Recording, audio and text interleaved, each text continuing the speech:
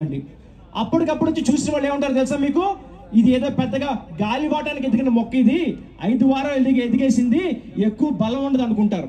ఈ 5 సంవత్సరాలు చూసి వెళ్ళిపోయిన వాళ్ళు ఏమనుకుంటారు? ఈ 5 సంవత్సరాలు దీనికి మీద పెట్టిన ఇన్వెస్ట్మెంట్ కూడా వృధా, 5 సంవత్సరాలు ఎదగలేదని చెప్పి అనుకుంటారు. కానీ దాన్ని ప్రేమించిన వాడికి, దాన్ని నాటిన వాడికి తెలుస్తుంది ఇది 5 సంవత్సరాల 5 వారాల కష్టం, ఈ 90 అడుగులు అని చెప్పని. కాబట్టి మిమ్మల్ని అందరూ నేను ఒకటే కోరుకుంటాను, ప్రజారాజ్యం పెట్టాం, మీరందరూ నిలబడ్డారు. జనసేన పెట్టాం, మీరందరూ నిలబడ్డారు. నేను పవన్ కళ్యాణ్ గారిని నమ్మి ఆ జనసేన పార్టీ అనే ఒక మొక్కని ఏ ఎదుగుదల కనపడకపోయినా కూడా 5 సంవత్సరాల పాటు, దశాబ్దాల పాటు నిలబడి నీరు పోసిన ప్రతి ఒక్క యువకుడికి మనస్ఫూర్తిగా నమస్కారం తెలియజేస్తున్నాను.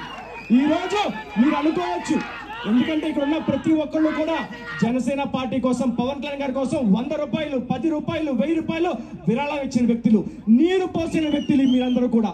మీరు అనుకోవచ్చు అయిపోయింది, ఎదుగుదల ఇచ్చింది అనుకుంటారు. కానీ ఇది కేవలం ఇంకా మనం 4వ సంవత్సరంలోనే ఉన్నాం.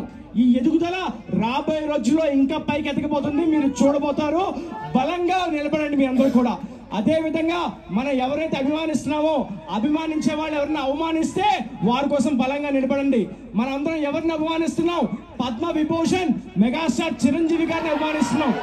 అదే విధంగా ఎమ్మెల్సీ శ్రీ కొణిదెల నాగబాబు గారిని అభిమానిస్తున్నాం. జనసేన పార్టీ అధ్యక్షులు, రాష్ట్ర డిప్యూటీ సీఎం శ్రీ పవన్ కళ్యాణ్ గారిని అభిమానిస్తున్నాం. ఈ వ్యక్తుల్ని ఎవరైనా సరే అవమానిస్తే తప్పకుండా మీరు వారి కోసం నిలబడండి, నిలబడి చూపించండి మనస్ఫూర్తిగా కోరుకుంటూ ఈ అవకాశం ఇచ్చిన ప్రతి ఒక్కరికి మనస్ఫూర్తిగా